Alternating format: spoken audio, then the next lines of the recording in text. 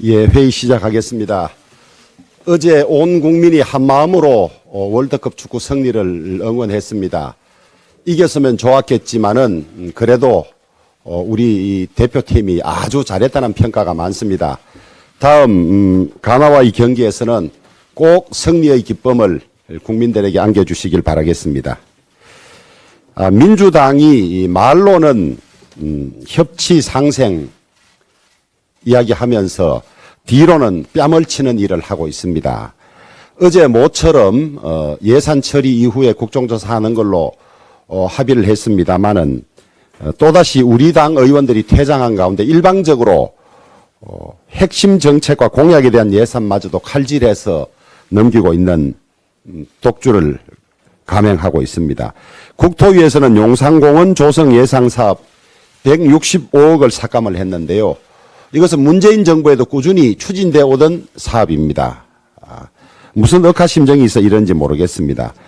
그리고 이재명표 공공임대주택 예산을 많이 넣어서 통과했습니다. 정무위에서도 규제혁신추진단 운영 예산, 청년정책 총괄조정 및 지원 예산 등 새 정부의 국정과제 수행에 필수적인 예산을 모두 삭감하고 날처리하고 있습니다. 새 정부가 일을 못하게 하려는 정부 완박 횡포입니다. 또 무엇보다도 숫자의 힘으로 여야 합의 처리라는 정신도 짓밟은 반의회적인 행태입니다. 내년도 예산은 특히 윤석열 정부 출범 후에 처음 편성하는 예산으로 새 정부의 국정과제와 국정철학을 모두 담고 있습니다. 더불어민주당이 선거에 패배하고 국민들로부터 심판을 받았으면 그 결과에 승복해서 새 정부가 첫 해만이라도 제대로 일할 수 있도록 해주는 것이 좋습니다. 여야 예산이 합의 통과되어야 국정조사가 비로소 시작이 됩니다. 원만한 국정조사를 위해서라도 다수의 횡포, 예산 폭거를 거두어 드리기 바랍니다. 화물연대 파업은 명분도 없고 정당성도 없습니다.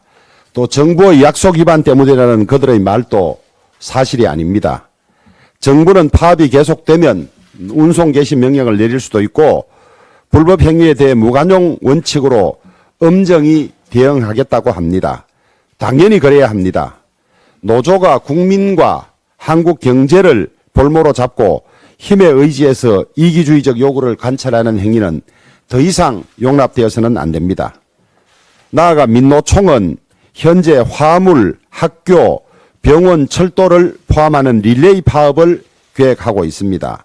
민노총 노동자들은 대부분 소득 상위 10%의 기득권층입니다. 그러면서도 약자 흉내를 내면서 주기적으로 파업을 일으키고 입으로는 정의를 외치면서 고용 세습과 같은 불공정을 저질러 왔습니다. 그 결과가 국민 혐오의 대상이 되었고 노조가 죽어야 청년이 산다는 말까지 생겨났습니다. 민노총이 계속 이 길을 간다면 머지않아 성난 민심의 파도에 휩쓸려 소멸될 것이 분명합니다. 부끄러움을 모르는 사람들이 많이 생겼습니다.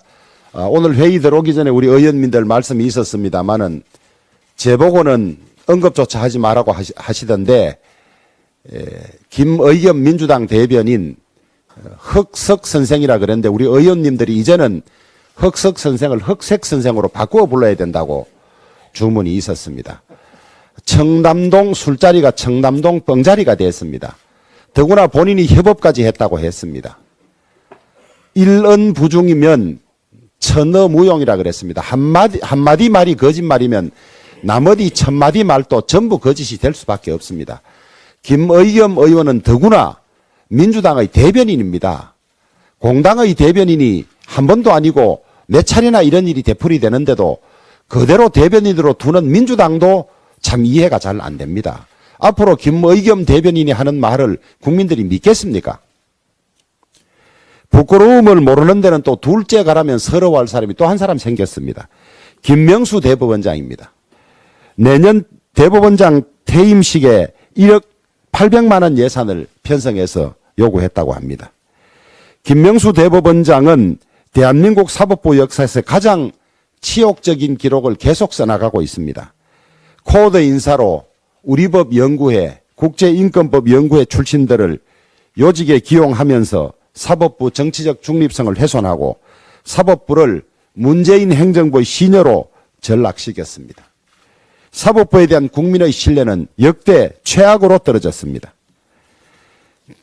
김 대법원장은 도덕성 면에서도 심각한 흠결을 드러냈습니다.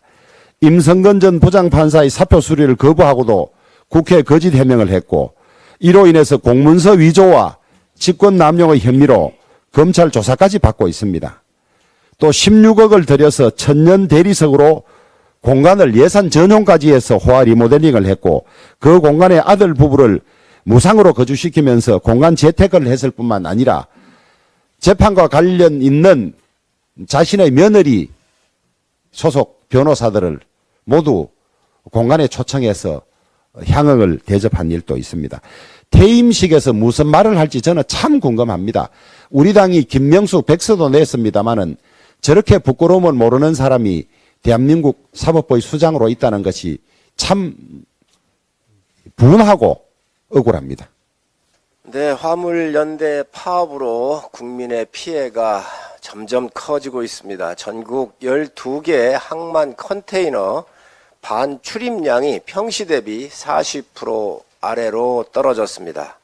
한국시민트협회에 따르면 하루 200만 톤 출하를 예상했는데 파업으로 출하량이 1만 톤에도 미치지 못하고 있으며 현대제철은 하루 평균 약 5만 톤 규모의 출하 차질이 예상된다고 밝혔습니다. 이로 인해 전국의 건설 현장은 멈춰 서게 될 것입니다. 이는 곧 주택 공급 차질을 불러오고 국민들에게 엄청난 피해를 입게 될 것이 자명합니다. 화물연대에 묻습니다. OECD 국가 중 운임과 처벌을 법으로 정한 나라가 있습니까?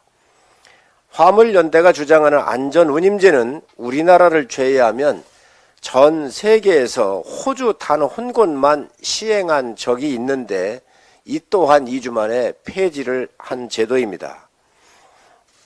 하지만 대한민국은 여러분들의 요구에 답을 했고 지금 시행 중에 있습니다. 시행한 결과에 대한 과학적이고 체계적인 분석이 나오면 토론할 기회의 문은 늘 열려 있습니다. 품목 확대는 파업의 본질과 전혀 다른 문제입니다.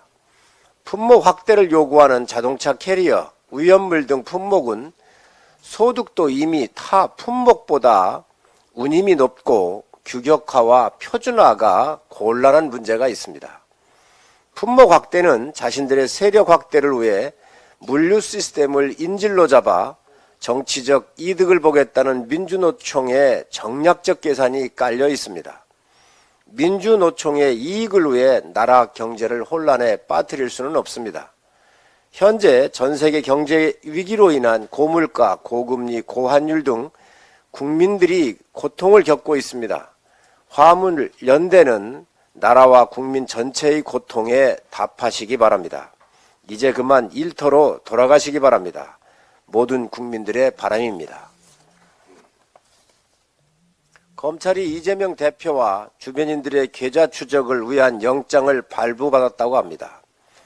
이 대표의 통장에 대장동 일당의 검은 돈이 흘러 들어갔을 가능성에 대한 조사입니다.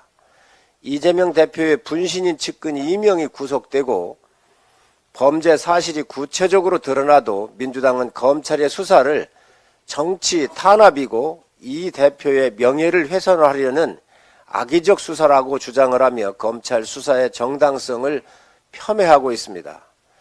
주변인뿐만 아니라 본인 계좌까지도 검찰 조사 대상이 된 상황에서 이재명 대표의 명예는 누가 인정하고 부여한 것입니까?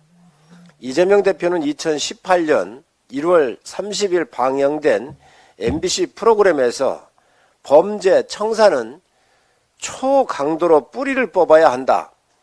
불의, 부정의 범죄에 대해 분노하지 않는 지도자는 지도자가 아니다.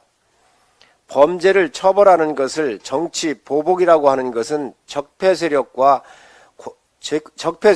공범자이거나 공조자들이었던 것이라고 말을 한 적이 있습니다.